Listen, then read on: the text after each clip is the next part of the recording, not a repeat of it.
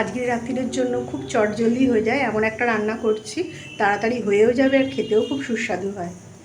দিয়েছি কেন, খেয়ে দেখো তো কেমন হয়েছে। আর এর সঙ্গে একটু ধনেপাতার চাটনি করেছি, খুব চটজলদি। বলছি জিনিসটা খুব চটজলদি হয় জানো তো, ভালো। দেখো খেয়ে দাঁড়া দিচ্ছি, কেমন হয়েছে? ভালো লাগছে?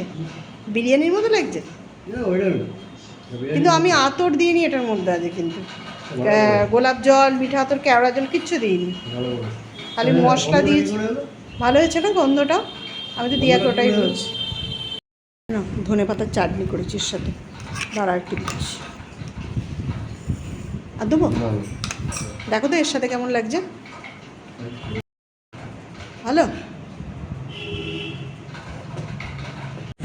এরপর আমিও খেতে বসে পড়লাম।